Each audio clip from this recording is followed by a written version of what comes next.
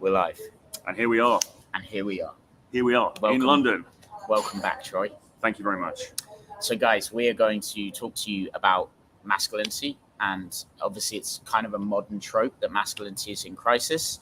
And Troy and I thought that we'd get together and talk about this because we obviously have similar perspectives on things, but we have a slightly different sort of generational gap. So we wanted to explore the ways that things used to be before my time and the ways things sort of developed and where we think things are going with masculinity and men and the way that men are behaving and what we need to do to be able to sustain basically masculinity in the future as well. Yeah, no, absolutely. And what he is trying to say is I'm really old and he's not. So there's although we've known each other for a while, done some work together and stuff in the past. But I mean, I am in my late 40s and you are in my late 20s. So so there's there's a couple of decades of difference there. So obviously I've experienced dating from the 90s really was when I got going with it, and then obviously through the 2000s. So there has been quite a lot of changes in that time. Yeah.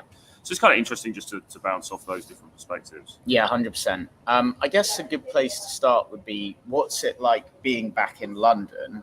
Yeah. Have you noticed like anything different here? There's this kind of expectation that London's one of these very modern cities where everything's going a bit down a weird path, maybe London, New York, and some of the other major cities where men are sort of no longer allowed to be men or no longer allowed to be masculine. What's been your experience coming back here? Well, because I've been traveling a bit over the summer. I spent a lot of the summer in Poland and various other places. And I think whenever I come back here, like I was saying to you yesterday, you do seem to see a lot of like media and advertising that seems to be implying that I don't know how to put it really. I mean that women are getting a lot of harassment from guys, and obviously if there is when there's genuine harassment going on, nobody's in favor of that clearly. But my concern with this stuff has always been, as a society, we're a bit in danger of throwing the baby out with the bathwater, in that it seems to me we could almost get to a point where just normal social interactions, going and saying hello to somebody, becomes verboten, which is a really bad thing. So I think, in answer to your question, I think guys are unsure now more than ever how best to approach, particularly women in the dating marketplace in general. Yeah, I think you're right. I mean, Troy and I were discussing, if you're from London, you'll notice these signs going up in the underground about like you can't look anywhere without seeing like pressing against someone is harassment, looking at someone is harassment. And we were talking about and the one about pressing up against people. I mean, of course, clearly. I mean that's fine. I think when it starts, the thing, and this was talked about quite a lot earlier in the year. The thing about staring is, I think it's problematic. I did hear one girl talking about very, very creepily, there was this guy and he was really unkempt and he looked a bit unhinged and he was just staring at me intently. And then he came and sat down next to me and yes, okay, fine, that kind of thing, completely understand. But and there are now apparently campaigners who are pushing to actually make this, put this on the statute book, right? And you could just imagine you're sitting there in the morning just staring into space, and then suddenly you get pulled up by the cops at Bank Station, like, what are you doing, son? And it's a little bit dystopian, isn't it? It does seem a little dystopian. Here's my thing, because we discussed it the other day, yesterday. And a few other guys said the same thing, like, what is going on? Am I no longer allowed to just like glance around the room and let my eyes rest on a woman? I think the difficulty here is the people that are talking about putting those signs up are probably coming at it from a very genuinely virtuous angle. Which is like, even if they're wrong about it, we believe that there's a lot of harassment. We hear a lot of reports. It might be biased, it might be exaggerated, but it might, it might be legit as well. And so they're saying, okay, well, let's stop this. Let's try and help vulnerable women not to be harassed. But then what happens when you or I, or maybe a lot of the guys that are actually watching this right now, sees that sign, is they feel like it's almost talking about them. Like, wait, is that me? Am I not allowed to look at her? And really, it's almost like a miscommunication where if you're a guy and you see that sign, this is what I was saying to you, the way I respond. I don't pay attention to it because for me, in my reality, that sign doesn't apply to me, right? If I see that sign, I just see like, oh, okay, maybe some guys are being fucking weird. That's not me. That's not any of the clients that I work with. That doesn't apply to me. That's not my reality. if I then see a girl that I like on the other side of the train, and I'm not recommending that everyone always goes up and talks to girls you see on the train, I'm talking about my reality. I know personally that I can go up and talk to her in a way that is where that sign just doesn't apply to that specific case. It's going to be normal. There could be people around, but I'm going to do it in a way that's elegant. I'm going to ask her something that's not, a direct compliment. It's not telling her she's hot. I'm just going to find a way into the conversation. Do you know how many more stops do you know if this stops at this stop? Oh, interesting. Is that where you're going? Right. I'm going to find a way into that conversation. And so I think in a lot of cases, there's these exaggerated realities on each side. Yes. Where on one side, it's like women are always harassed on trains. Every woman's experienced this. All men are harassing women. And on the other side, it's men saying like, so wait, what? I can't even look at a woman. This is crazy. And it's like, no, neither of those are true. Yeah. It's just like, just ignore the sign. It doesn't have to be a big part of your reality. Yeah, no, for sure. Interestingly, so this is a lady called Tallulah, The Feminine Truth, has come on. She's a friend of mine, and we did a great show. Actually, we live streamed the other day when we were talking about this issue, amongst other things. And I mean, if she's still watching, maybe she could tell us if she feels what the reality is for women these days. I mean, what she was saying when I was talking to her the other day was that, and this was her personal experience, and she acknowledged, obviously, she's older now than she used to be, but she said that she used to get approached a lot on public transport, and these days it doesn't seem to happen. And she put that down to the fact that guys are less masculine. Well, aside from changes in her life, the fact that guys are less masculine than they were before, and they're not really encouraged to. And I think that's probably true. I think there's some truth in that as well. We've started this conversation talking about the signs and stuff that's happening in London, which is one thing. But I think there's another thing, which is that, a lot of people are on dating apps now. A lot of people are on social media. That's how people connect. That's how people get to know one another. And I think that, as much as anything else, is preventing guys from approaching. Because approaching is always difficult anyway. Yeah, it's always been hard. And now, if you think, well, the way to do it is the way you meet somebody now is to go on this and go on Tinder. Yeah. Why would you even bother? No, 100%. 100%. For the average guy. Maybe that's a good... welcome to Lula, by the way. And we would be very interested to hear your experience. Maybe a good way to go then would be for us to think about, okay, so what actually is masculinity? Because we're talking a lot about how, masculinity, maybe men are less masculine. But I guess, how do we define it? Because I'm even having some difficulties to think about how do we actually define that word. Yeah. So on the one hand, you've got the kind of gym bro, the boner parade guys, like, men don't express feelings, no vulnerability, blah, blah, blah, blah. Yeah. And on the other side, obviously, there is clearly something to it. So what let's just riff. What is masculinity? What is strong masculinity? Well, my answer to this really has always been, I think, basically doing what you want to do. Yeah. Divorced from societal expectations. That's not to say, obviously, go and break the law, go and shoot someone in the head or whatever. That's not, I don't mean to that extent. Obviously, there are constraints, but within that context, basically, what do you actually want to do with your life, right? What kind of reality do you want to live in? And going for that. This is my thinking about this is coloured slightly because I was watching Andrew Tate again yesterday, actually, after we spoke on. He was on Piers Morgan again, and he was talking about this stuff. And he said some slightly different things. But my take on it is basically always been, are you doing what you want to do or not? And if you're kowtowing either to societal expectations or the man or your wife or, whatever it is, you're not living in true masculinity. That's my view. No, I completely agree. I think the ideas can get very conflated because that is very close to my definition as well. And I think one of the issues is that when we talk about masculinity, again, people who don't really know our angle on this conversation might think that we're talking about that, like just rude, selfish, brutish, fuckboy, full of testosterone, unable to express emotions or vulnerabilities in any way.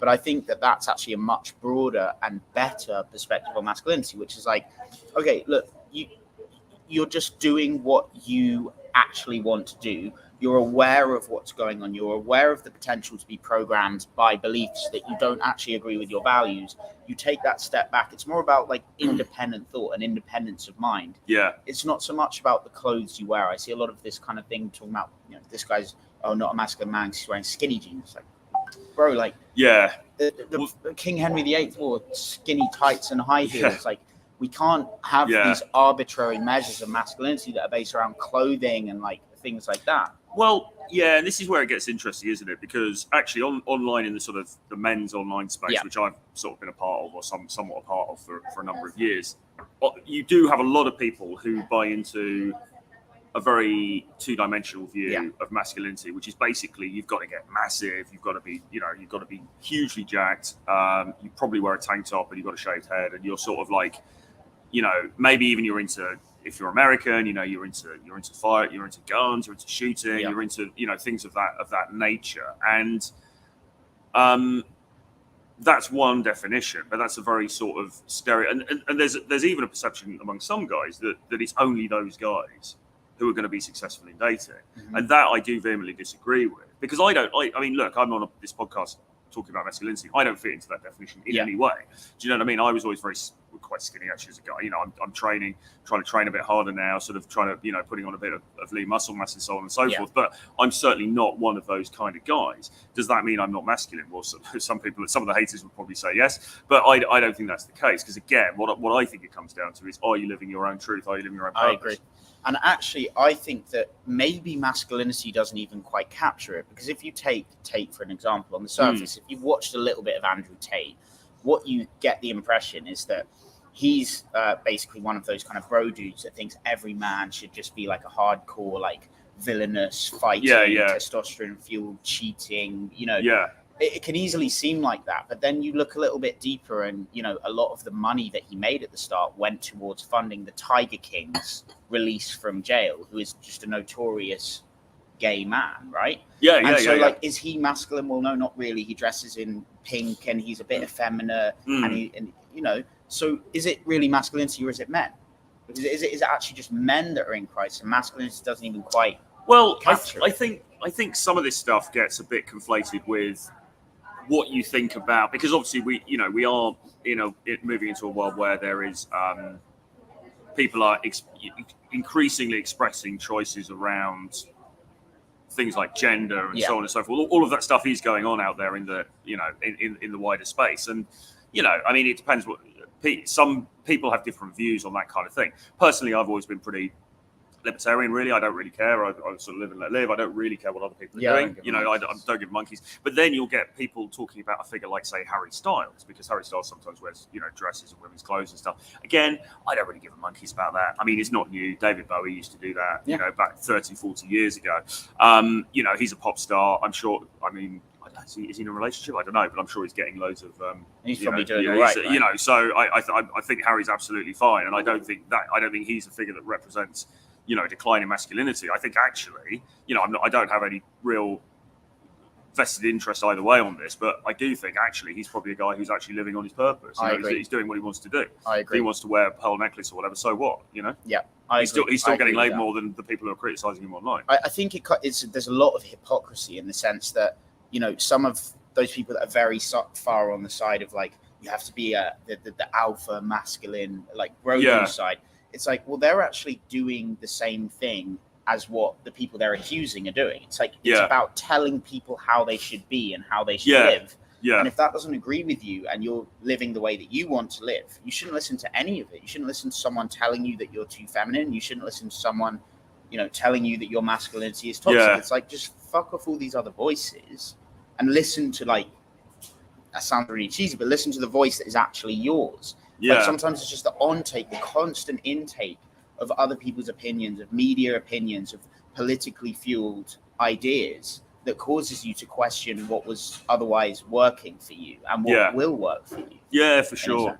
For sure. Well, I mean, we always go back to the example of Russell Brand, and it's a slightly old example now because he's changed a lot as a figure. But like back in the day, 10, 15 years ago, maybe, he was quite camp, wasn't he? And he dressed in a fairly sort of, I don't know. I mean, he wore eye makeup and stuff like that, But he was also incredibly successful as a seducer. So where do you put him on the spectrum? I mean, I'd also say something like sort of Pete Doherty, maybe. Was also sort of a fairly skinny waif kind of character. He also ended up dating Kate Moss. I mean, so Mick Jagger was the same. Yeah, exactly. You've got all of these figures.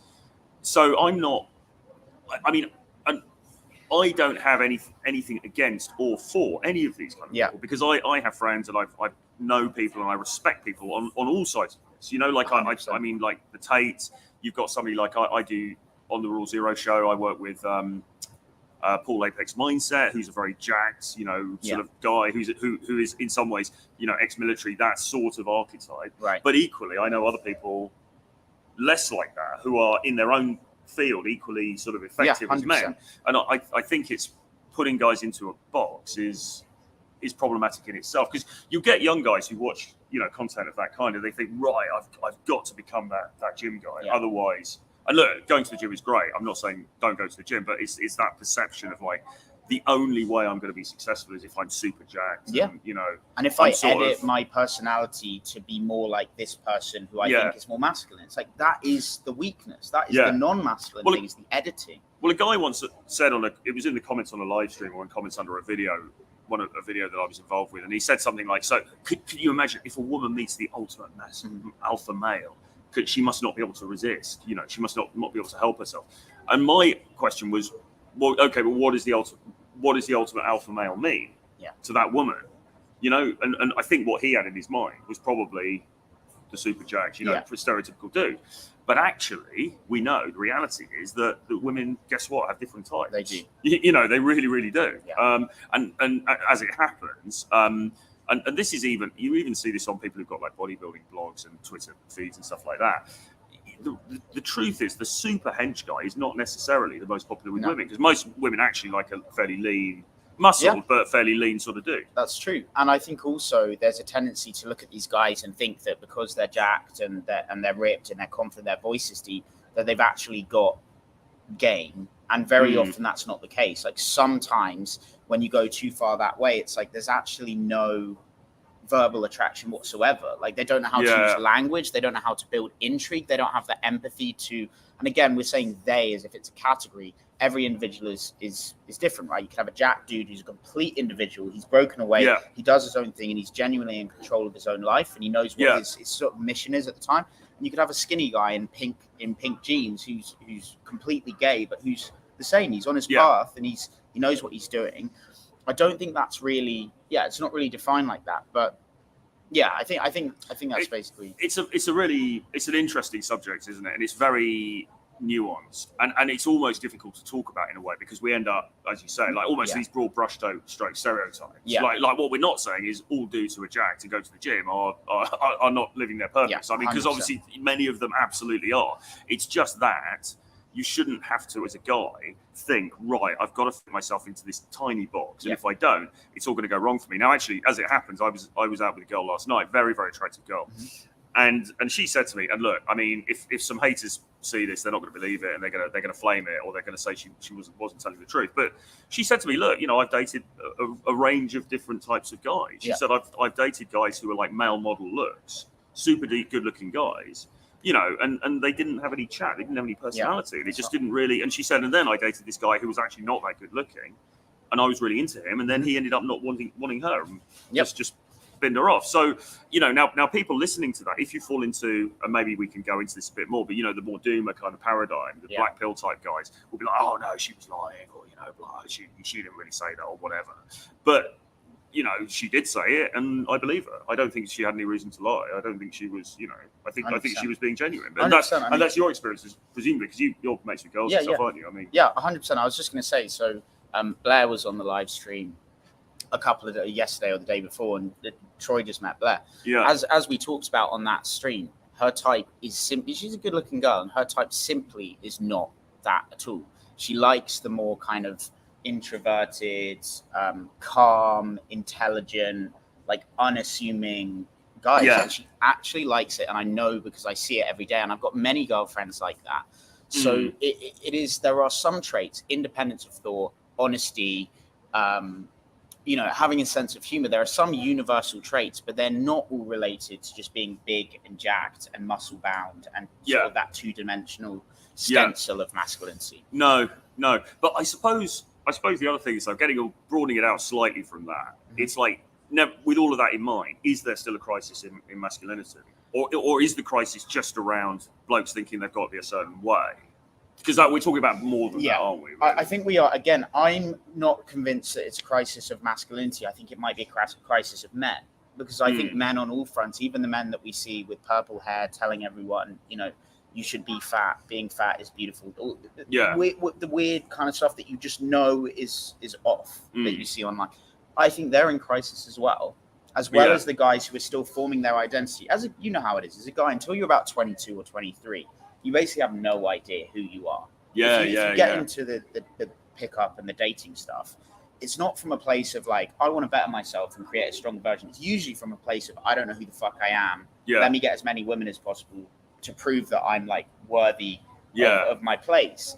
It's not coming from a place of sort of wisdom and knowledge and knowing that you're doing the right thing. It's coming from a place of trying to prove to yourself that you're worthy of the word man. And it's coming from insecurity. Men are still developing their identities. So I think one of the issues is that young men under the age of about 22 or 23 who are still forming their identities, and they're being pulled in all these different directions and told how to behave, and none of it is intuitive to them. That is very, very strange when you're forming an identity. True. And like you said, being told how to behave, and I think this is the key thing, and I've said a few times recently to people, I'm actually quite glad in a way that I'm the age I am. And I think you're okay, partly because, and obviously because you spend a lot of time like learning this stuff. But I think if I was a much younger guy, if I was like to be 18 or something now, I think it must be tough. Because it was tough anyway.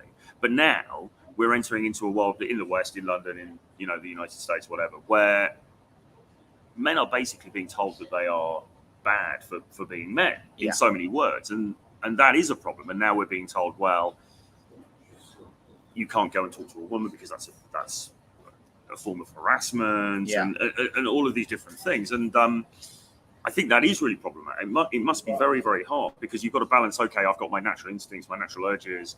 I want to, get better with girls. I want to be social and everything, but I'm being told I can't do that because it's bad. And there's so much going on now, isn't there? Probably more than when I was growing up, and certainly even when you were growing up, right? 100%. I mean, I think it's interesting. Something that we talked briefly about yesterday was like, a lot of people that would say, I have many girlfriends, and a lot of the time when I start talking to them about what I do and about, the cold approach and things like that, they'll say, no, guy, it's creepy if it's harassment if a guy comes up and talks to me in the street, right? And I know this girl already a little bit.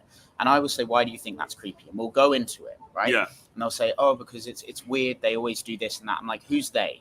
Right? And they'll say like, oh, these creepy guys in the street. I'll say, okay, has it ever happened where it goes well? And they'll say, yeah, there was this one time where X, Y, and Z happened.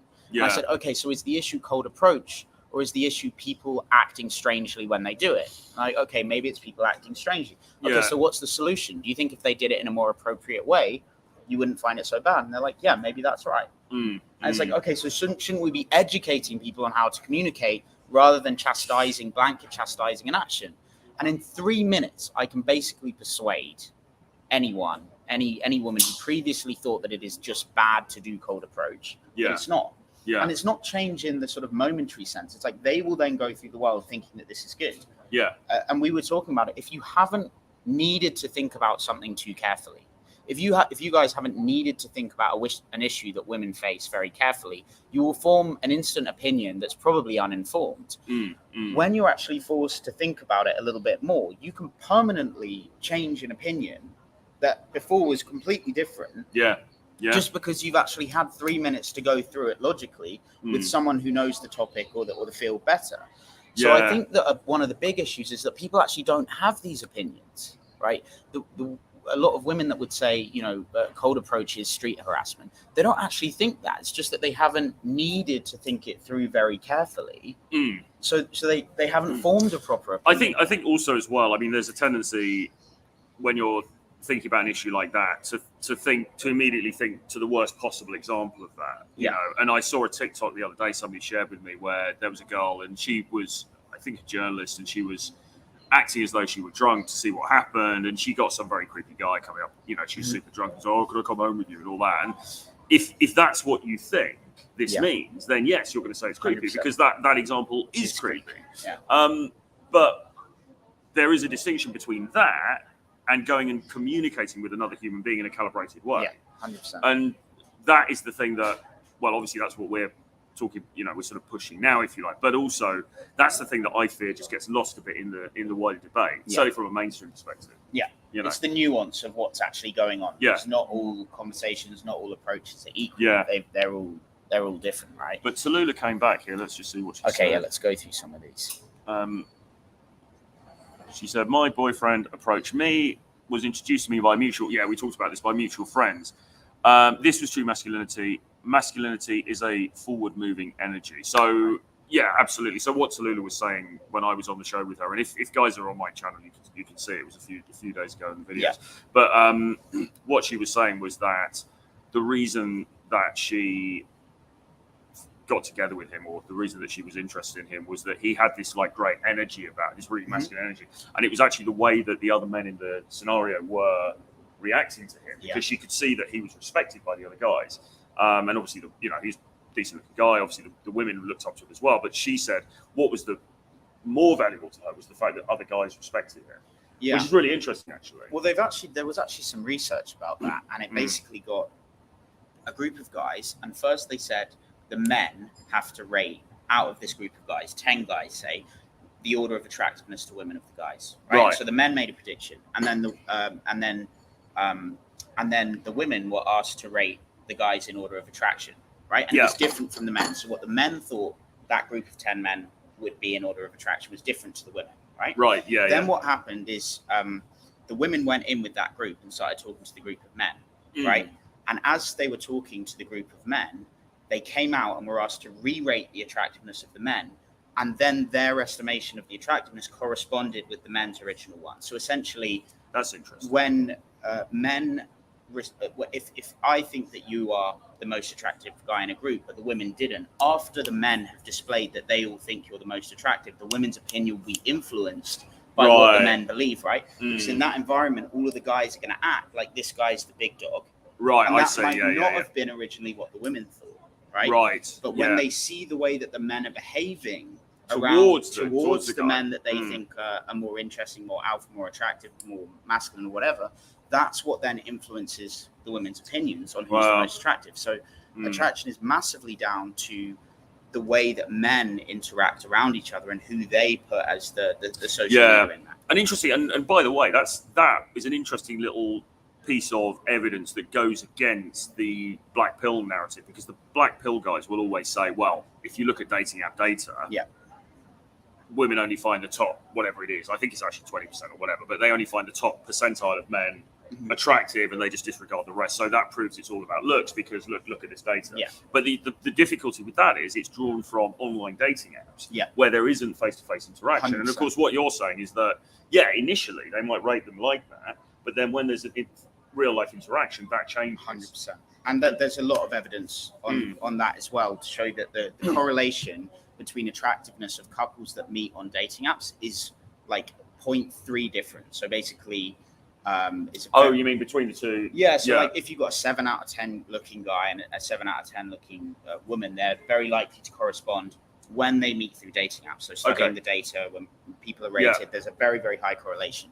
When you take it out of that setting and you talk about people who met through social circles or through friends or through community spaces, it's 2.5 times more varied. Right. So meaning that the 3 out of 10 guy could be with a 7 out of 10 woman, and vice versa. It's like it almost falls apart completely, and attractiveness plays substantially less of a role when you meet through organic interactions, when you meet through groups, through friends of friends, through community spaces. So the evidence shows that if you've got Tinder and there is nothing else but the physical appearance of the person in front of you to go on, then of course you're going to be superficial. Because the nature of the beast is superficial. There is no other option at all. Well, there's nothing. And again, Tallulah spoke to this point the other day. I mean, there's nothing else to go on. Like there literally is nothing else to go on, right? Particularly on Tinder. I mean, you might have a couple of lines in your bio, but basically it's the pictures. That's all you've got. But the pernicious thing about that isn't really thought about so much is that then it's almost programming people to think that way in real life. In real life, the problem with the dating apps is that once you've seen all these sort of good-looking guys, you're like, well, fuck it, I don't know anything else. He's better looking, so I'll go for him. That then translates onto the way that you project into your normal reality, right? So you might put a 6'2", minimum 6'2" criteria women put on men on Tinder, and that will translate into the real world. But they wouldn't really care in the real world usually. It's that you're almost programming yourself to have bullshit criteria. And I don't think it's just women, I think it's men as well. Like, I don't actually believe that men like beautiful women, of course. They always have and they always will. But not to the extent that they do now, and not in the same way that they do now. I believe that men are doing actually a similar thing because of dating apps. Well, because we're conditioned as well, because we see all these girls who are face apps and everything. And and you know, when you meet someone in real life, it might be a girl that you're like, she's not really my type. But after 10 minutes of conversation, you're like, nah, she is. Something changes, some way that she communicates, or like you see something really natural about her beauty that isn't communicated on Instagram. And you actually change the way you view her. Right? It really is true that actually. And, it's interesting because guys are always spoken of as that we're only interested in looks. It's all about physical attractiveness. And there's obviously an element of truth in that. But when I work with guys and they say, well, should I, there's this girl over here, I'm not sure if I really fancy her. I always encourage guys, I say within a certain latitude. I mean, obviously, if you're completely repulsed by somebody, then don't pursue it. But if there's even an inkling that, she's kind of cute, cool, it's worth going and having a conversation with her because she can grow on you. 100%. And I really experienced that last year with somebody, actually. Who I was in Warsaw and I was walking down the street in Novichaya, and I saw this girl. And she kind of looked at me, and I looked at her, and I was with a couple of students. So I thought, well, as a demo, I wanted to go in and talk to her, whatever, it'd be kind of an easy conversation to have. So I went in and spoke to her, got her phone number, and didn't think a lot of it. And then I went on the first date with her, and again, she's cute, she's attractive. Didn't think a huge amount of it, but she's cute, whatever. And she's quite nice, she's quite funny and stuff like that. Went out again, and we ended up sort of seeing each other for a while. And by the end of it, I was like, this girl is absolutely amazing. And then she ended up dumping me for some reason. And then I was like, oh my god, no.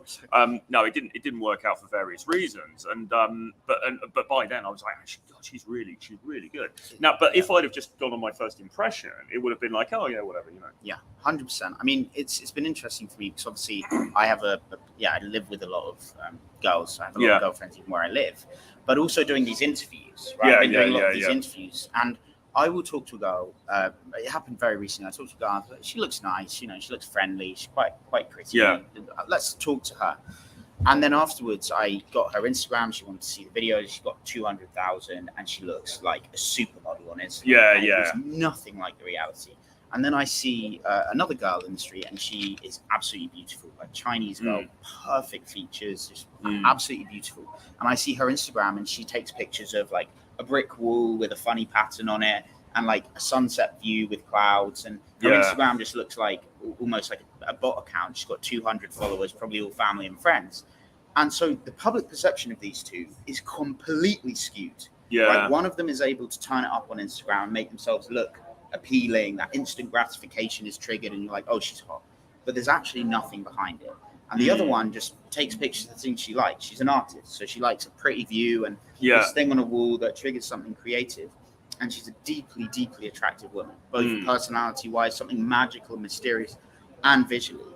But the public perception would rate the Instagram one higher. So again, it's controlling this like paradigm of looks in a very, very weird way, where people who are glamorous are like exalted above women that are truly beautiful, like the more wifey types, let's say, that you and I are more attracted to. They maybe don't get you have to find them somewhere, and they're not on Instagram. And so maybe, I mean, that's my argument for cold approach, is that a cold approach with community activities, go to events, go to social spaces, and supplement that with cold approach in the daytime, and you have access to women that you wouldn't find on Tinder, Instagram, or Hinge, or any of those. True. I also think as well, I mean, when we talk about this, cold approach thing, it sounds like this weird, like, oh, this is a weird internet thing, but actually, the way that I've been encouraging guys that I work with is yes, I mean, you need to get some practice, because you need to get good at talking to people that you don't already know, and not only that, but talking to people you find attractive that you don't already know, which is quite a thing to get good at. It's tricky, and a lot of guys find it intimidating. So you've got to practice it. You've got to kind of do your time in the trenches. But after that, really, in my view, I don't know how you feel about this, but I think guys it should be much more circumstantial. It's not about running around the shopping centre for 5 hours a day. It's more like, oh, I'm in the coffee shop. Oh, there's something nice over there. I think I'm going to go and have a conversation. 100%. Or I'm in the restaurant, or I'm in the lounge bar, or whatever. it sounds like I'm talking all about night venues now, but I'm not. It's just like, I'm in the bookstore, I'm in the museum. You know, it's a very organic thing. 100%. You know, and that's it's much more normal than you know, the kind of weird sounding thing that it gets chasing girls around Oxford Street. Well, I think that the easiest way to look at it is like there has to be a first step, right? And it's easy enough for someone to say like, oh, never cold approach a girl, just go into a cafe and a restaurant and talk to her there. But it's like, okay, well, is that actually going to happen? The great thing about street approach at the start, right, for the first, let's say, like month or so, if you really haven't been a person that's extroverted at all, you've never gone up and talked to the people that you wanted to talk to. The great thing about the streets is that you do have unlimited options, and you can just go. And if you go out there and do that without trying to get results, without trying to find your future girlfriend, or without trying to find a harem from street approach or any of this kind of nonsense, like thoughts about it, if you get over that fear, that just fear of going and talking to someone, if you can go up and tell a girl that you saw her and you like the way she's dressed, you like her style, and you wanted to come and meet her, then that will make it much easier in the environments that you casually go into, a cafe, a bookshop. You've overcome in the hardest environment, so that now in other environments it's easier. True. I have to answer like 3 or 4 messages or comments a week that are just saying like, what, you know, stop doing cold approach in the street, it doesn't work, everyone's results are so low. And it's this like short-term thinking, like you're just looking to get dates from the street, and that's not the case for me. No. It's about overcoming a fear. It's about inserting mission into your life. Like I could swipe on an app, or I can put myself in the real world, do something that's deeply challenging, open my eyes and communicate. All of the social situations that I find myself in, which is where I meet most of my girlfriends and the girls I end up dating, I wouldn't have been able to talk to them in the way that I did if I hadn't gone through that. True. So there's a training ground, there's a punch bag, and then there's the real fight. Yeah. The training ground can be the streets at the start. Yeah. But don't think of it as a way that you're going to necessarily generate all these leads. Think of it as like, I need to overcome, as a man, I need to overcome challenging situations. This is the most direct way for me to overcome a challenge. No, I mean, I certainly agree with that, because, and that's sort of what I was sort of trying to sort of express it. You've expressed it better, but it's you need to put the practice in, right? You need to somehow get the reps in, because otherwise you can say to yourself, oh, I'm just gonna wait until I see that super cute girl in the lounge bar. The reality is, if you haven't had the practice, if you haven't really, you know, put yourself in the ring time and time again, you're not going to do it. 100%. You're going to see the hot girl, she's sitting there on a MacBook, you know, doing her work or whatever, and you're not going to go approach her, because you're going to be too intimidated, because you haven't had the you don't have the experience. Yeah, exactly. I mean, and actually, I mean, I used to say, because when I used to go to clubs a bit more, I don't go to clubs in London very much now, because, you know, I can't be bothered really, but when I used to do it more, I had a period where I was doing quite a lot of both, actually. I was doing quite a lot of daytime stuff, and then I was going to clubs in the evening, and sometimes the daytime stuff, to be fair, the results weren't that great. I mean, I get numbers and things like that, and then maybe it wouldn't necessarily go to anything or whatever, you know, fine. But my night game was absolutely on fire. 100%. But the reason it was on fire was because I'd done all that stuff in the daytime. Exactly. I always told this story about going to a party one time, and I met this girl, and we ended up, you know, she ended up coming back to my place, whatever. And the only, I believe strongly that the only reason that happened was because I'd already been out all day, and I'd been socializing with lots of other people. And so I got my vibe, my momentum was really good. 100%. I don't think it would have happened otherwise. So it's, how do you express it in maybe like an exercise sort of analogy? It's sort of like you've just got to get the reps in, basically. You've got to get the reps in. It's exactly that. And so, I mean, that should be obvious by now. I mean, in terms of results, people ask about results, I show like every interaction that I film. So if anyone's wondering about how the results are for me, you basically see it all on video. It's not like amazing at all. It's maybe 1 in 5 actually turn into anything, or fewer. You might get a number. Yeah, and then it doesn't go anywhere, or you might just get 5 boyfriends in a row. It doesn't matter. The point is, you're going out, you're putting yourself through challenge. And it also, I just want to add, because we're talking about it a lot, it shouldn't be the only thing you're doing. If you're a guy and you're thinking, well, I've already got mission, I already go and do professional fighting, right? I show up to MMA events, I get that nervousness, I get that fear, I get that self-doubt, and I overcome it.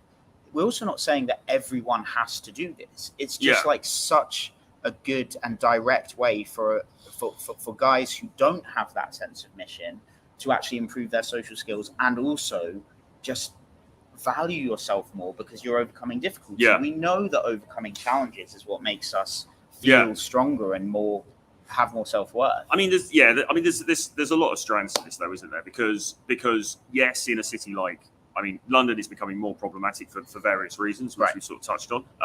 And yes, it might be quite difficult in a city like London. But what happens if you go to Bogota?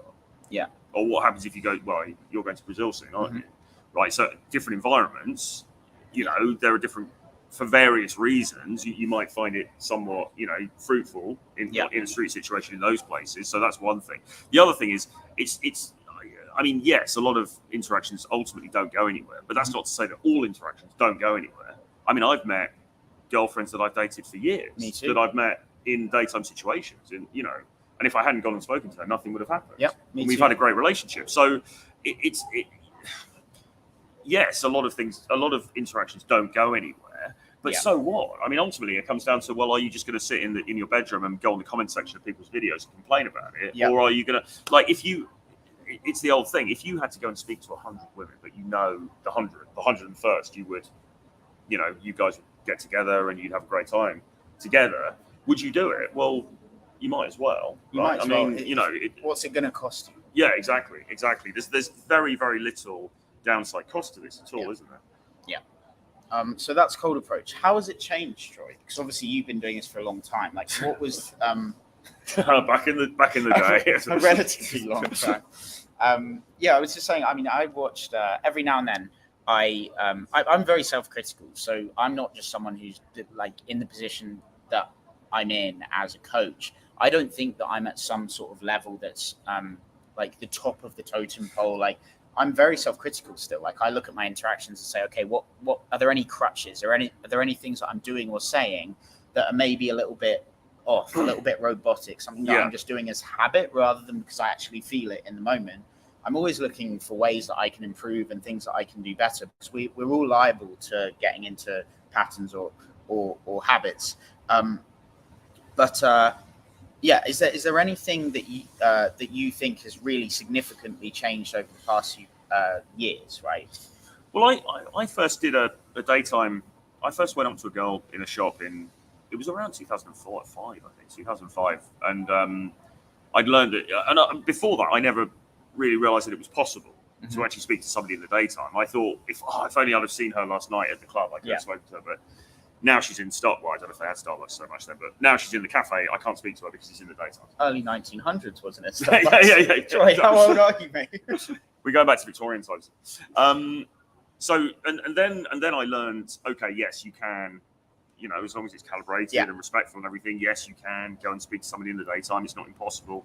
And I tried it, and the sky didn't fall in. I mean, I think the first woman I ever spoke to, I think she was engaged or something. But she was really flattered. Had a nice conversation, whatever. It was fine. And then I sort of got into it, and it was something I started to do, more, and met girlfriends through it, and had like casual relationships through it, and all this kind of stuff, and it was great. But was it wildly different back then in the day? I don't really know. I don't think it was hugely different. The only thing that I think has affected it is the predominance now of social media and the apps. And I think on the front end, I think going up and talking to somebody, I don't think it's changed hugely, to be honest. Yeah. I think there would always be rejection. There would always be, some women who just weren't interested in you for whatever reason. Yeah. And equally, there would be other women who just really liked you for some reason. And there's not much rhyme or reason to that, really. Yeah. It's hard to predict ahead of time who's going to like you and who isn't. I think all of that is the same. What I would say, perhaps, and this could also be to do with my age and all this kind of thing, but there's other factors as well. But I do think perhaps the number of options that women have through other means, because that's got exponentially bigger, I think that maybe has affected it a bit. Right. Because if she meets you and she thinks, yeah, this guy's kind of cool, whatever. But then she's being hit up by 15 guys on 15. Right. That's a low estimate, isn't it? But, yeah. Much more than that in a lot of cases. I think inevitably that must have had an effect. But then on the other hand, I don't know what your counter argument is going to be. But then on the other hand, there is this kind of still this sort of power of a face-to-face approach. There is. That I think counts for a lot still. Yeah, I think there's two things there. Firstly, I think I would just say remind that there is a subset of women who don't use dating apps. They actually don't use them.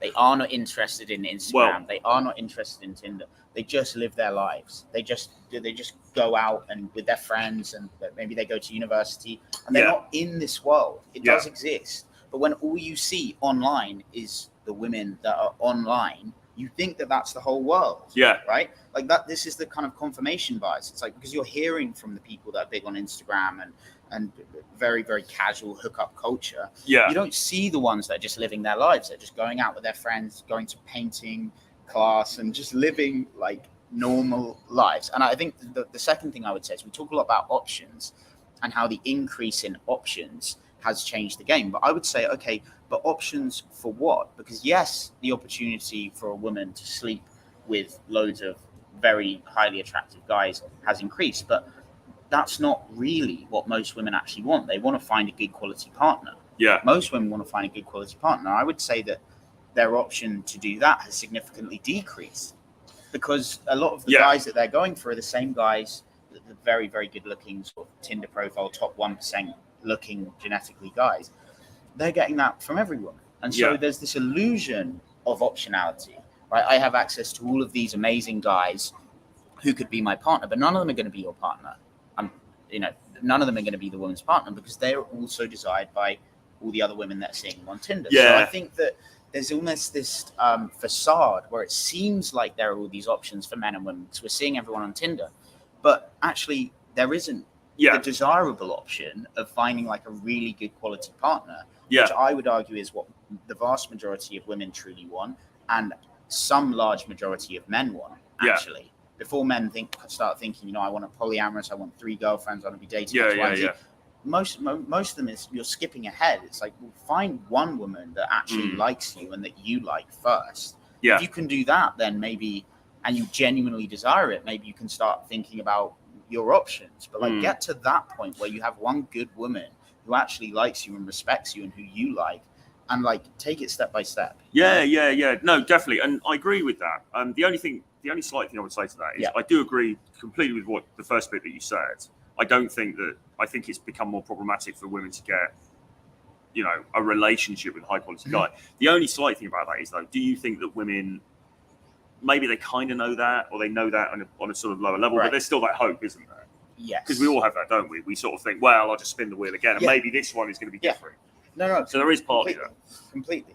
But I think, again, that is the illusion, right? It is an illusion. Maybe if I go to the casino and I put, I just start gambling, maybe I'll win. Well, completely. And it's that addictive thing, isn't it? I'll just put another bunch of chips on red, and we'll go see what happens this time. Also, actually, interestingly, to your point, and referencing Salula a lot here, but she mentioned on the stream that we did, and I was interested in this, but almost a bit surprised. She was saying that she and some girls that she knows actually think guys on the dating apps are a bit low value, right? Because they don't have, because almost putting yourself on the app almost advertises I'm looking for somebody. I don't have options. 100%. Which is kind of, and I was like, well, are you sure? Because surely, obviously people hook up on the app. So there's a load of girls on there. They are meeting guys.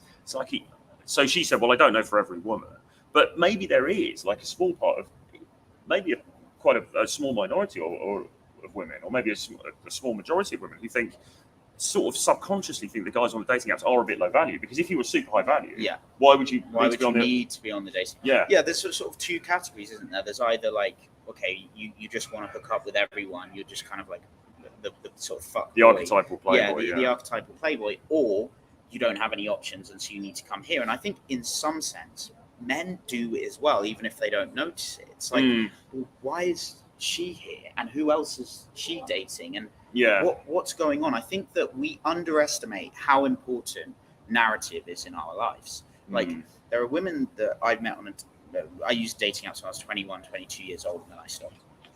There were women that I met on dating apps who were objectively quite beautiful. But I remember going on dates and just thinking, wait, why me? It could have been anyone. It's not about me. There's nothing spontaneous. There's nothing beautiful. There's nothing romantic or magical to this. And then I would go out, and as we said, your perception of someone's attractiveness can change when you actually get to know them. And I would meet someone maybe less objectively attractive, but the fact that we had that narrative we were in the bookshop in the psychology section at the same time, and we got talking. There was a story. I think for both men and women, men underestimate it. I think women actually have a fairly good picture of how important that is. Yeah. They lie about meeting on dating apps. They say, "Oh, friends introduce us," because narrative is important. Yeah, you're right. right. We feel like our lives are a story. That we're writing our own story. There is, what's his name talks about it. The hero, Joseph Campbell. Yeah. But we've all got these archetypes in our mind, and we all want to be that warrior figure. We all want to be the hero. We all want a deep and rich narrative that is the story of our lives. And I don't think for anyone really, even if we don't see it, I don't think for anyone dating apps is a part of that ideal narrative. Yeah, I mean, exactly. And a big elephant in the room here, or not even elephant, is that the dating apps are a bit crap. I mean, just the actual experience of using the dating apps is a bit crap. I mean, the fact that we're now in a position in 2022 going into 2023 where the accepted normal way to meet somebody is to swipe on a bit of whatever this thing's made of.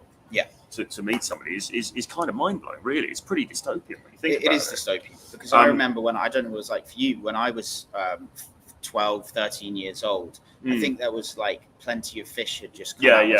And there would literally be, before meme culture, there would be verbal memes about the type of people that were using Plenty of Fish. The most embarrassing imaginable thing would be to put your profile up on a dating app. It was just so wretchedly embarrassing. And I'm not saying that that's right. I'm not saying that they are objectively bad for everyone in every case. But I'm saying that the fact that we've allowed our perception to be so changed, like we should just be aware that like this wasn't always normal, and and when we detach ourselves and look from a sort of bird's eye view, do we actually think this is okay and normal, or is it just become normal? Have we been programmed to think that this is okay? Because I don't think that this is a good future. You're absolutely. And you said something interesting yesterday, something like, do I really want to outsource my romantic and sexual life to a corporation? And that's effectively what everyone's doing.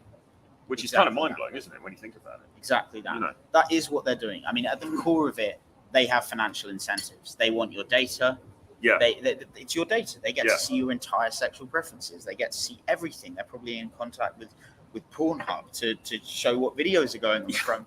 It's a corporate interest, and it's absolutely bizarre to give them your autonomy of your romantic life over to a mindless corporation. And there's a wider issue here actually, which we probably don't have time to go into, about big data and AI and the way everything's going, which is actually pretty depressing in a way. And it happened to me the other day actually, because I'm on Spotify, right? And I obviously like certain artists, whatever. And then you look at I looked at a playlist based on one artist, and I don't really want to. I can't bother to go into details of who it was and everything, but a song came up. I listened to the song and I really, really fucking liked the song. And this was suggested to me by Spotify. And what I realized, and it almost freaked me out a little bit. And the reason it freaked me out was because what often happens, if you like a certain artist, what often happens is before was that you get suggested other artists, but it would be kind of superficial. Like, he likes Guns N' Roses, so maybe he also likes Whitesnake or something, because they were around the same era and it's a similar sort of thing. So it's just like, all right, this is an algorithm, like similar sounding music, similar genre. But what I noticed with this was that this was very much to my taste, and what I realized is they're probably able to do that because they've mined the data from so many people who like something, and then they like something similar for similar reasons to me. And so now they're able to predict something that I like. And you start to think, well, this is getting a bit scary now, because any sort of sense of individuality you thought you might have, because there's this access to all of this data, we're all actually becoming very predictable, really. If you've got millions and billions of data points, ultimately we're all predictable in some way. And that's a bit fucking depressing, to be honest. It's very unusual. It's very unusual. But that could take us off in a very, very strange anyway, let's not. Shall we go through some of the questions? Guys, there's a huge list of comments. Do you want to ask us some questions now, and good questions, and we'll go through some good ones if you come up with them, and I'll have a little skim through what we've already got. But is there anything else you want to kind of add to that whilst we look through some of these? Well, it's just really bringing it back to masculinity, isn't it, I suppose? Because, I mean, with all of this stuff going on, how do you retain that masculine spirit, how you retain that, whatever this masculine spirit that we're talking about is. And I think ultimately it's somehow you've got to try to hang on to your individuality and your own vision for your life, really. That's kind of what it's got to come down to. And maybe it's going back to things like I was talking before about getting rid of some of the social media apps off my phone, and maybe things like meditation and stuff like that. You've got to try to some extent distance yourself from all of this crap for periods of time and figure out what you're actually about. You know, I think that I'm very hesitant to be dogmatic about belief systems, and like, oh, this is the way, manifestation and things like that. I don't say that any of these are just real, but I think that we get to choose what we believe to a large extent. We can actually choose our beliefs, and I think choosing to believe that you create your own reality is the most valuable belief system that you can adopt, whether or not it is materially true that you physically create the reality you see, however you want to interpret that. If you're someone that can say, I am deciding that I create the reality that I see, right? I create my cognitive universe through the language that I use to describe it, and what I see in the world, whether I interpret that sign on the tube saying don't look at anyone, whether I interpret that as that doesn't apply to me, there's probably some weirdos doing it, but it's not for me, I'm going to go talk to her. Or whether you interpret that as like, my masculinity is being attacked, what do I do? That is your choice. And if you're choosing to put yourself in the latter category of the creep that sign is pointing to, then you have created a dystopian reality. And if you choose to say, that's not for me, I'm talking about someone else, it's not my reality, women like me and I like women, women like to be approached when I approach them, and that's the reality I see, and all of my girlfriends know what I'm doing and they all respect it, that's the world you live in. We create our realities, and if you can, as a young man, I think, well, as a man of any age, but particularly for young guys whose, as we said, identities are still forming, if you decide now that you create the reality you see, you get to decide that, then I think you give yourself tremendous power not to be derailed by the changing tides of political opinion and the media. I mean, and the other thing, of course, to bear in mind as well, is that this is all very geographically based as well, right? Because we know, I travel quite a lot. You travel quite a bit. You're going to South America quite soon, I think. I mean, you get on a plane for a few hours out of London, and the reality is very different in different places, and the belief systems are very different. So it breaks down the rigidity of the way that you see the whole world. Right? Now that's not to say, because somebody in the chat's just asked, what's your view of Poland? And I love Poland; it's a great place. But I mean, I think it's well known that Poland is becoming more westernized. It's part of the EU. Right. It's there's not a huge difference between London and Poland anymore. But there kind of is. There kind of is. There's still, women are still more. I feel like the interplay between men and women is different now. I think it's a bit more comfortable, a bit more playful.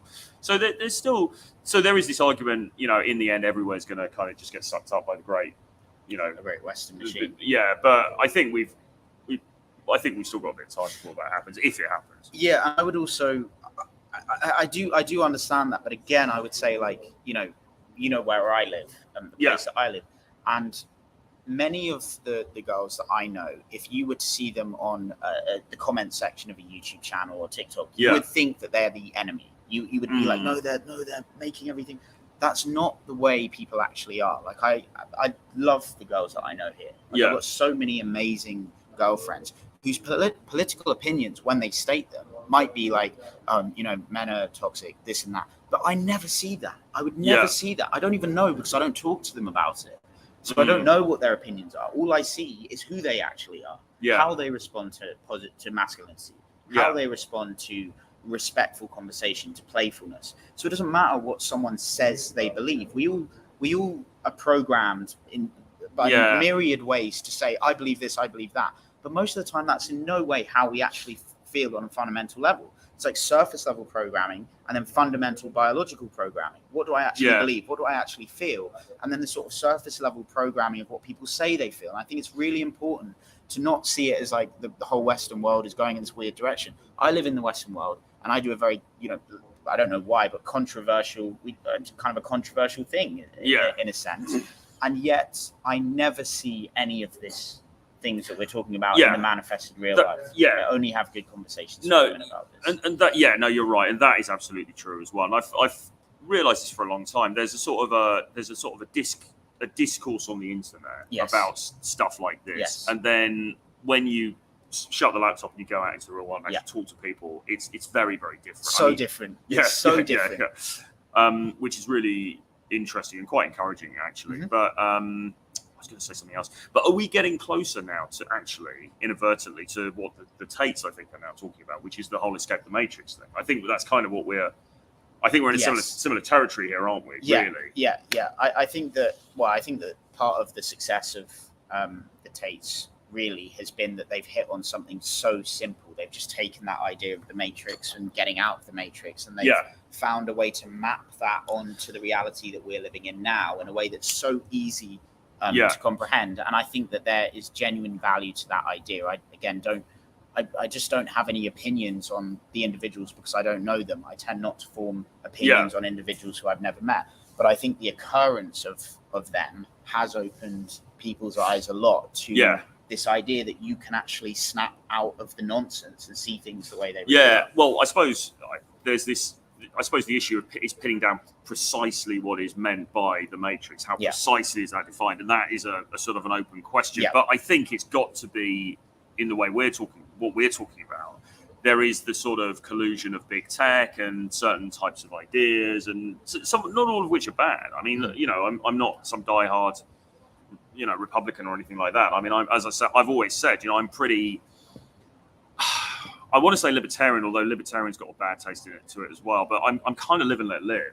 Do you know what I mean? Like, to a large extent. So I don't think all of this stuff is bad, but there is a sort of a collusion of big tech and the media and certain political sort of ideas pushing people in a particular direction. And it's like, can you escape from that? And I think yes, you can. And I think actually the answer, if there is an answer to any of this, is a bit more spiritual, to be honest, without getting all woo about it. But I do genuinely think. I 100% agree. Yeah. I think one of the best things a guy can do for themselves is to rearrange their priorities such that spending the larger part of their waking existence in a state of awareness.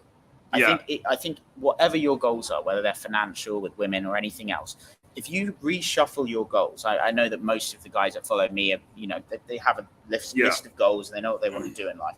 If you just try reshuffling those such that your number one priority when you wake up is to spend as much of your waking experience in a state of present awareness, I think that your life is going to improve dramatically. Dramatically. Yeah. So I don't think that's woo-woo at all. I think the fact that we spend 60-70% of our life in a state of mindless schizophrenic hypnosis, literally, like different voices battling for airtime, creating fictional narratives, rearranging past memories to look a different way to the way that they actually were. We're literally all insane, but for the voicing of what we're thinking. If we went around saying all of the shit that's popping up in our heads, we would just be a crazy person. So the only difference is that we've got that one obstacle, that one filter, which is that we're not verbalizing all the nonsense in our heads. So the more you can just be aware of reality, which as much as we can tell is what we can hear, what we can see, what we can taste, what we can touch, what we can smell, the more time you can spend in that state, the better your life will be. I agree. Is there any cool comments here that we need to, or any? I just want to answer this one. Crazy haters. Some guy says, what does it mean to be in a state of present awareness? It means that if you think about your thoughts as something that are not real because they're just appearing in the space of your mind, and you think about what you know to be real, if anything is real, is what you can hear, see, smell, taste, touch. If you focus on what you know to be real and not the fictions that are going on in your head. So every time those thoughts come, you find a way of just, feel sensation in my hand, see what I actually see, the colors, the sights, hear what I actually hear. I'm not a spiritual guru, so I don't want to go too far into that. But it's actually very, very simple. As long as you can remember to remember, as long as you can find something to snap you back, then you do take a lot more control over your life. You are able to say, wait, I don't need to go on this right now. I don't need to check that thing. And I do think that would be a quality thing for guys to focus on. So happy for you to take the lead on any of these questions, Troy, if you like. Do you want to have a look through them? Yeah, let's have a look, see if there's anything cool here. What's the difference between all right, what's the difference between a mysterious guy who females adore, and a quiet guy.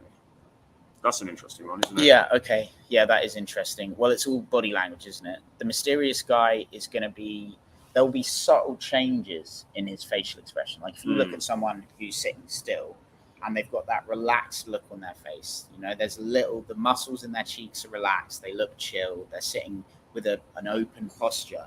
They could be quiet and mysterious. Someone with facial tension like this, you know, facial tension who looks like, oh, don't want to go near that guy. I would say that a lot of this is just down to the micro communications that we are biologically evolved to recognize, right? Yeah. To avoid conflict, to avoid social faux pas.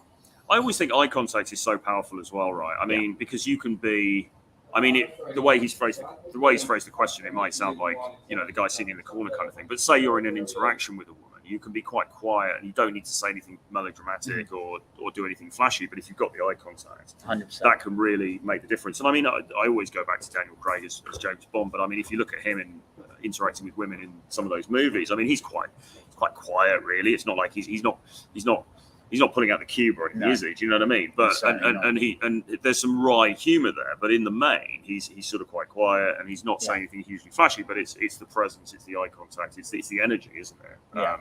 I think is doing a lot of the hard work for him. Yeah, I mean, I would say that one thing guys could definitely, you're absolutely right. Actually, eye contact is probably the easiest way to create a connection with someone. Right? If you're thinking of something to say and you just say, oh, wait, what? I'm not looking at her eyes. Yeah. And even to say, go further and say, what color are her eyes? And just if you remember one thing, you remember the color of the eyes of the person you're talking to. What that actually does is it takes your attention off, it takes your attention off thinking and dwelling on what shall I say? And that is deeply unattractive if you're stuck in your head in the middle of an interaction. It puts it on to just focusing on her.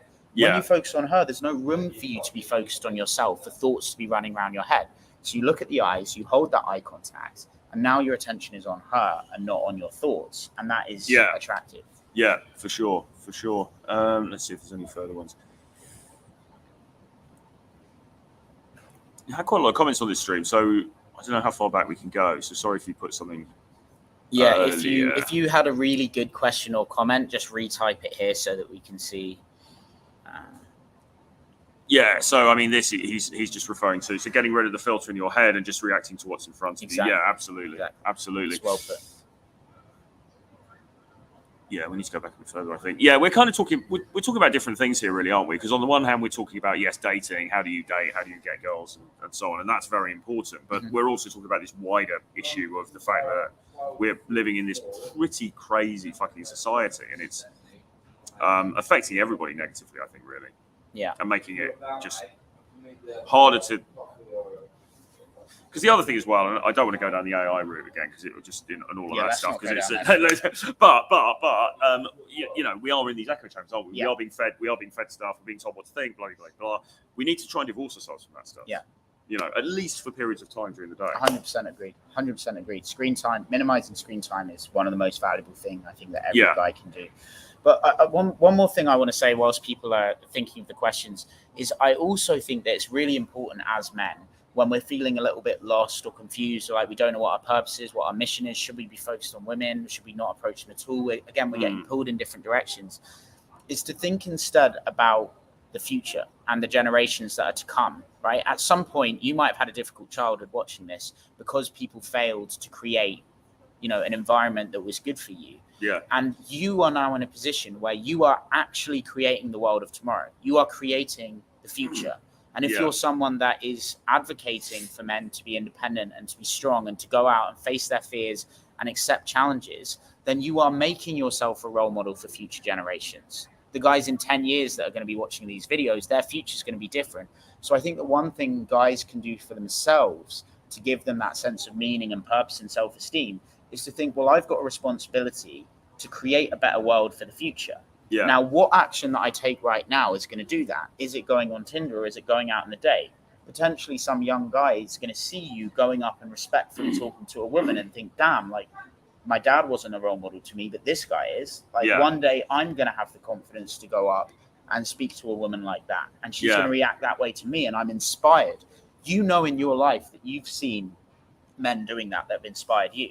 I don't know who it was for you, but for me, there were a couple of characters that I would see doing things in real life and see the way they spoke, and they genuinely influenced the rest of my life. Yeah. They're not always people I knew.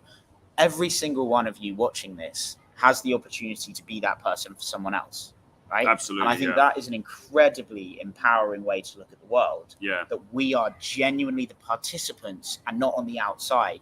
We are participants that are actively creating the world of tomorrow and thereafter. Yeah, absolutely. And we're creating the substance of reality now, aren't we? If you want to get metaphysical about it, I mean, it's one-on-one, isn't it? Yeah. We don't, like, when you go and have a conversation with the girl who's sitting in Starbucks, you're helping to shape her reality, her perception 100%. of the world. It's one person at a time, but that's what life is. That's what reality is. 100%. Right? She might have been someone that said men are weird. She had bad experiences with her father. She had not many male role models in her life. Maybe she has a very bad picture of the masculine. And you come up to her and she looks at you weirdly because you're another man and she doesn't like men. Yeah. And then you speak to her with such kindness and graciousness and respect. Yeah. Right? That you actually change the way she thinks about men altogether. Right? Yeah. That can happen. That has happened. That's happened in my experience. Yes. And so, yeah, Troy's absolutely right. We're shaping our realities right now as well. And we're shaping the realities of others right now. And you can be that change. And if 10 million of us all did that at the same time, went out and just dropped all of the bullshit, didn't try and impress, didn't try to demonstrate value, doing all this stuff, just went out and was like, I'm just going to do what I can. I'm going to speak at minimum with respect, with confidence. I'm going to look her in the eye. We would be changing the perceptions of masculinity from the female perspective. Absolutely. Absolutely. So there's a question here. How do you keep the motivation to cold approach if you've had little success with some dating apps?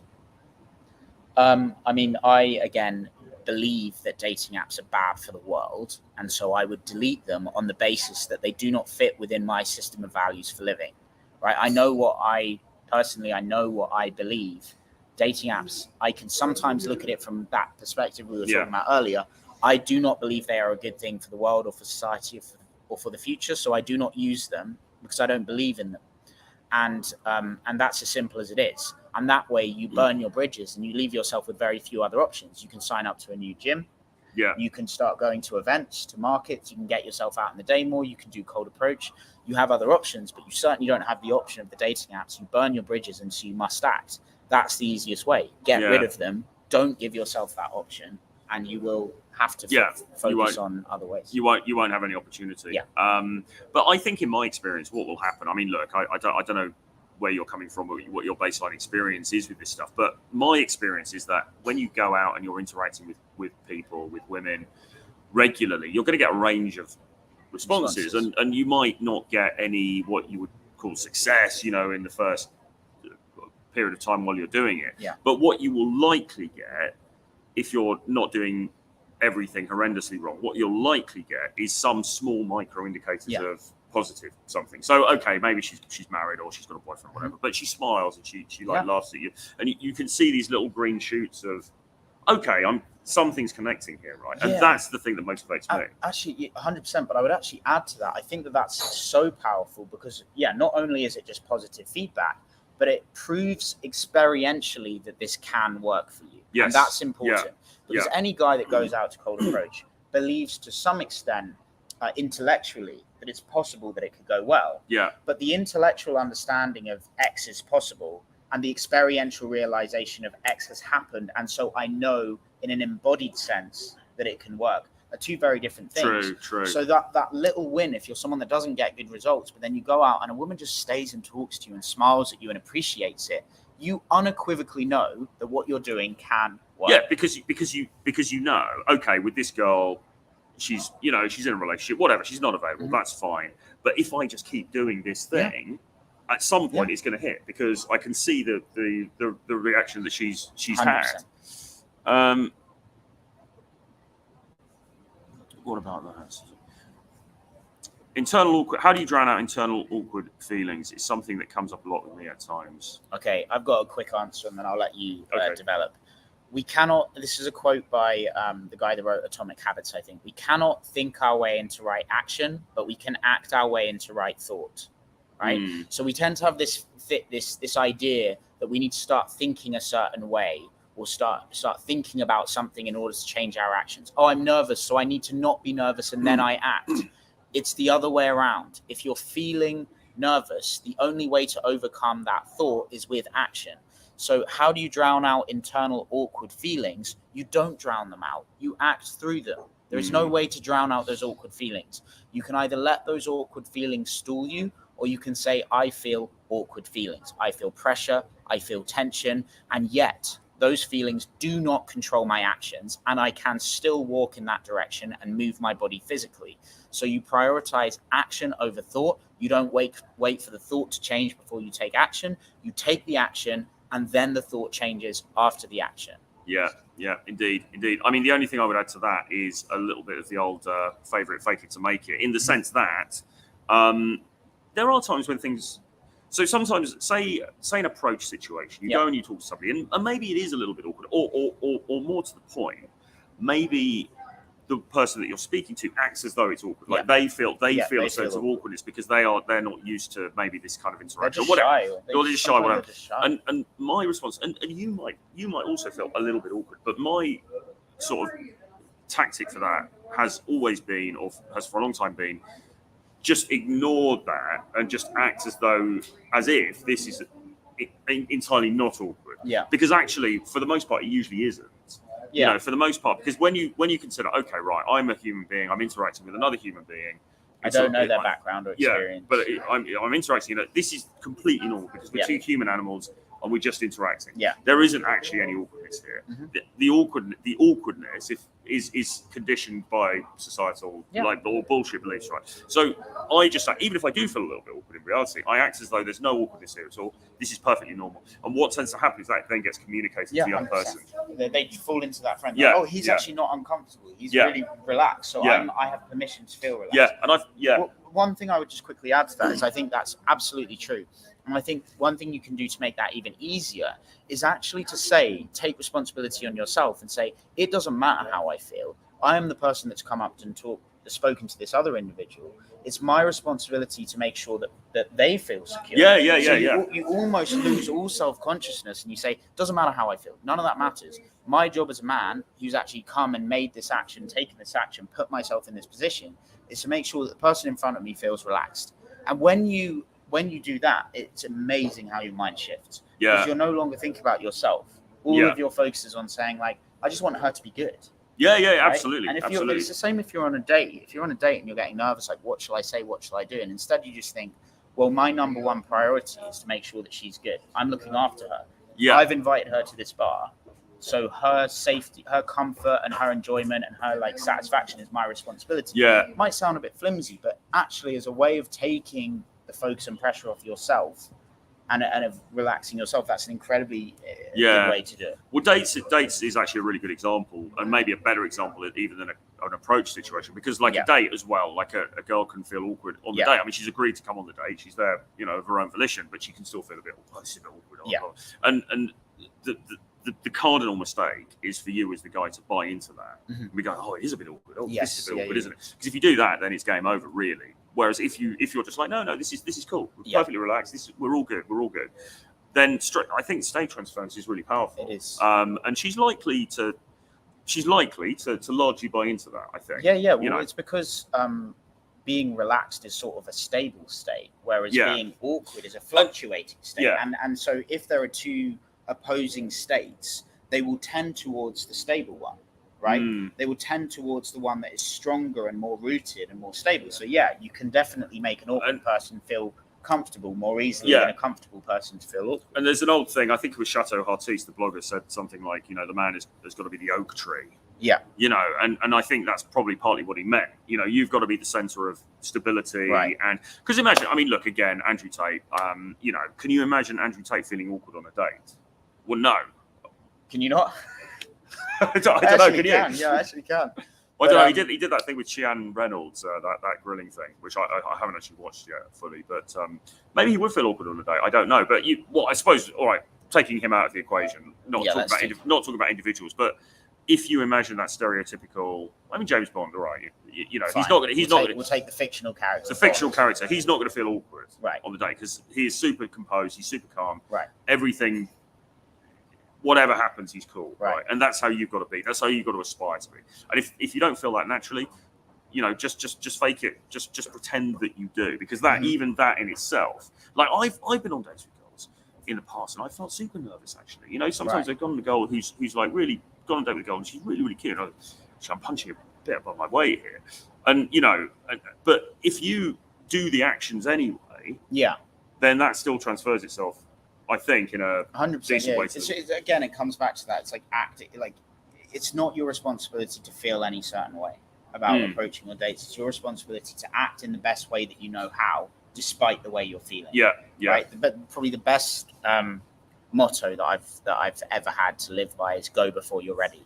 You will not feel ready to do anything until you've done it from a state of not being ready. You're not ready. You haven't prepared the speech, but you've got to do the speech on Friday. Show up to the speech and you'll get ready. It will make you ready, right? You don't want a cold approach. You don't feel right. You're tired. You don't want to talk to her.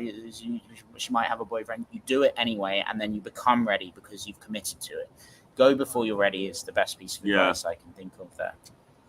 Do you guys consider yourself? How long do you want to go? Well, I'm easy. Do you want to clear it up? One more question? Yeah. One more question. Any help with this? That's a good one. No, I think we've answered. I think we've answered. Okay, him already. Guys, what about Mr. Flores? Because he. Oh yeah, RJ. The feeling of imposter syndrome is the worst feeling when it comes to cold approach. It can feel from the outside that the elites of the dating world self-select each other with ease whilst I watch. RJ, look, I understand, and I know you've been commenting a lot recently, and so yeah, I mean, thanks for getting involved. We talked a lot earlier about you create your own reality. Like, I wouldn't read comments like this on a day-to-day basis unless I thought I could help, because you are creating that reality by repeating the language that you're using. I get imposter syndrome. I feel it quite regularly. I feel it in many areas of my life. And yes, it is difficult. But the more that we repeat these things to ourselves in our head, the more real they become. Yes. I would say if that's the way you feel, you just have to start acting, because that is just a story in your mind and it's not real. It's not real. At least it's impossible that it can be quite the way you think it is. Just in the same way that the way that you see yourself is intrinsically different from the way I see you. There is no way that you can have the exact same perception of yourself that I have of you. Yeah. So we know that it's fundamentally wrong, even if it's only a little bit wrong. So just recognize that this whole idea that the elites of the dating world are self-selecting each other is unhelpful. Even if there's a grain of truth in it, it's unhelpful. And create a better version of that story for yourself. Well, go on. I mean, who are the elites of the dating world anyway? I mean, it's I get what you're saying. I do get what you're saying, but it's a little bit. It's very much a narrative, isn't it? As opposed to reality. Vague story. I mean, I've been out with, even recently, I've been out with some girls who are incredibly good. I mean, they were probably the elite of the dating world. I don't consider myself to be an elite of the dating world. No. So what the hell were they doing there? Yeah. I mean, and I'm not making any huge claims. It's not because my game's so amazing or whatever, but it's just that you put yourself there over and over again. Yeah, exactly. Done what you needed to do, right? Neither of us are in any way except I'll speak for myself, but no, I think that's an important point, because and again, well, I'll speak for myself and you can speak for yourself. But I mean, so I think somebody made a comment about this earlier about, or maybe I don't know, maybe I'm imagining it, but it's like I don't consider myself to be like the world's greatest. Like, I'm the world's greatest lover that's ever existed. I mean, not at all. I've made loads of cock ups. I've had loads of one-nights. I've had loads of rejections. I've had loads of failed relationships and things like that. Yeah. Loads of things have gone wrong. But I've also had an incredibly rich and exciting and prolific dating life as well. Right. And why is that, Troy? Why? Because I've got a very addictive personality and I keep going out there and right. And I mean, well, that's a negative way to put it. I think it's because it's a number of things. I think I imagined a reality for myself and stepped into it. Right. I don't mean that in a cheesy way. I agree. And actually that brings me back to a point I just wanted to make quickly, which is that I think one of the dangers of all this black pill narrative, if we think about manifestation and we think, right, we create our own reality, what we envisage is what we get, and then you're consuming doomer content all day, well, that's absolutely fucking terrible. It is terrible. For just from a manifestation point of view, you're not going to bring into your life, a coterie of attractive women if you're in that mindset the whole fucking time, aren't you? How could you? It's literally impossible that could happen. Yeah. Right. The reason why that mindset's so pernicious is because, like, let's say you believe that you're not good enough and you're not one of the dating elites, you're in the bottom guys, you're an incel, whatever. If a woman actually does come along, do you not think you're going to question her and say, well, why, if she's come to me and I'm so low value and I'm so down here, there must be something wrong with her. You even tend to project that onto even beautiful things. And I know because I've been there when I was younger. Like, I'd be like, oh, I want a beautiful girl. And then one time I would be with a girl that I thought was beautiful. And I assumed that there was something wrong with her, because otherwise, how could she go for a guy like me? Like, it's so pernicious, because you will destroy the few good things that come to you by saying, well, if those good things have come to me, they can't be that good anyway. Right? The self-hatred that is just compounded by this sort of black pill belief system. Yeah. And also, it's not as scientific as people think. There's so much evidence to show that things like upper body musculature are key indicators of attraction for women, and that's completely inside your control. The presentation makes a huge difference. The way you stand, the way you dress, the way you speak. These things that make a huge difference to the quality of your attractiveness, as indicated by fitness indicators. And we already touched on this thing about the halo effect that meeting in real life has versus online. Yeah, that's another huge thing as well. MLD in the house saying I'm one of the dating elite, which is absolutely true. Black pill plus self hatred equals rainbow F word, absolutely. Not that we use that kind of language on these channels, but I know where you're coming from. I don't know what it means, but I'm glad I don't. So let's leave it there. Is this going to be our final foray? I think so. I never find women intimidating to talk to. I'm mostly put off by the idea that people are watching me trying to talk to her. Like, who does this guy think he is? She's way out of his league. Yeah, and I understand Spotlight that. Effect. Yeah, I understand that as well. The way that I think of this is like, put yourself in the position of the other guy. What would you do if you a very nice-looking girl walked past and you were thinking, damn, like, she's really beautiful, and then another dude came up and just killed it. He just owned it. He was respectful. He left space. He had a good conversation with her. What would you think, right? Would you think, oh, who's this fucking weirdo doing that? No, you'd be like, respect. I wish I could do that. Respect. That's inspiring. Yeah. So imagine yourself as that guy, right? Like, when you're worried that other people are watching, remember that most people, most of the time, are not bad, right? They're not going to be these haters. So when you think about it like that, and you know that you would respect a guy who you saw doing that, why do you assume that other people are so different? We are more similar than we are different. No, true. The only other thing on that is that I think ultimately you just got to try and block it out. I mean, there are situations that are probably very more socially fraught than others. Like you know, there's a really small area and there's a lot of people standing very close. That's obviously quite a difficult approach. You might want to wait until maybe there's a slightly better time. That's always an option. But for the most part, if I go in and talk to somebody, I will be completely focused on them. Right. And I'll basically really block everything else out as much as I possibly fucking can. Right. And sometimes I'm vaguely aware on the periphery, there might be somebody over there watching, but I'm really making this focused effort to try and block them out. Yeah, that makes sense. I mean, it still does come into my head. Like, if you're in a space and there's someone looking around and you're just like, oh God, I want to go talk to this person. No, it does. It does have an effect, but I often think of it, I kind of reverse it, and I think of it like, well, actually, I kind of want people to see this because I'm doing something good. Even if I get it wrong, I know I'm doing something good. Yeah. Intrinsically good-natured. And so why should you be afraid to have people see you doing something that is intrinsically good-natured?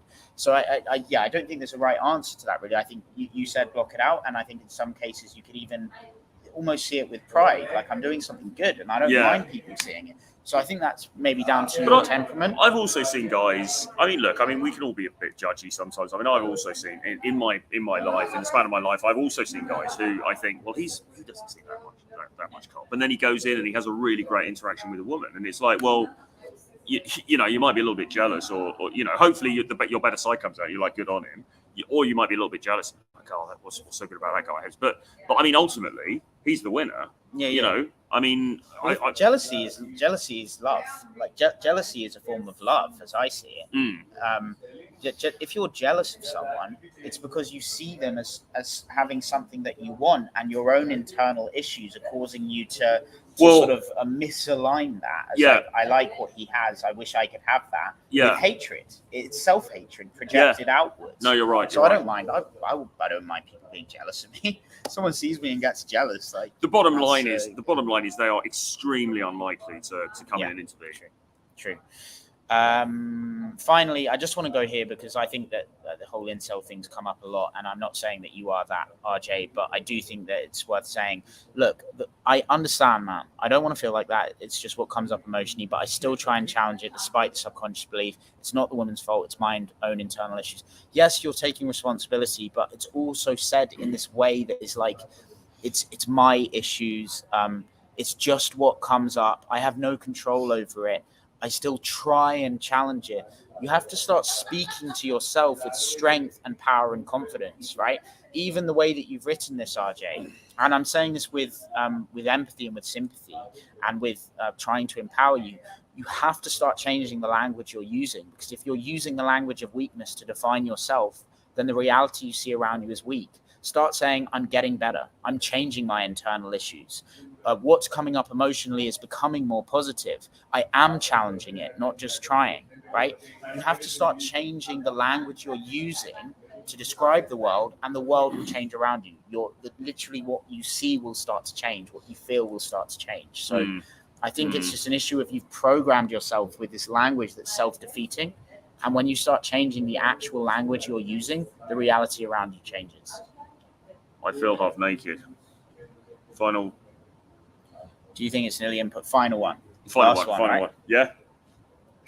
Final one, guys. Unless somebody comes up with a really good one. Do you guys think it's nearly impossible for a 5 out of 10 guy to attract a 7 out of 10 girl, assuming if the girl has more money or social power to him, or mainly online dating phenomenon, cold approach could get away?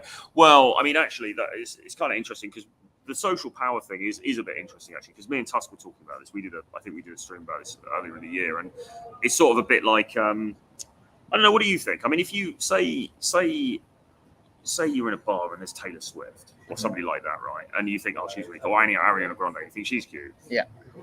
But that would come into your head, wouldn't it? The fact, yes, she's cute, but also she's a super successful, like she's got status that perhaps I don't have. Right. Is that going to impede your chances, or do you reckon it's a clean slate?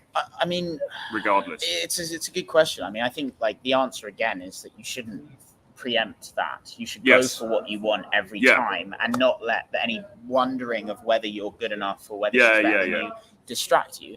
But after that, I would say personally, assuming the girl has more money or social life to him. I mean, look, if you're a 5 out of 10 guy, I mean, I wouldn't. I don't know why you're rating yourself 5 out of 10. Like, I mean, fix that. What can you improve? And assuming she has more money or social life, I'm not sure if I were in that. But I think I would just be saying like, okay, why am I a 5 out of 10? What can I do to get at least the way I see myself as like 7 or 8 out of 10?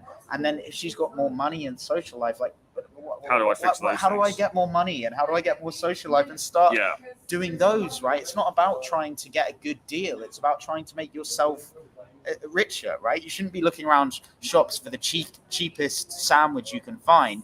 You should be thinking, why are there sandwiches that are too expensive for me?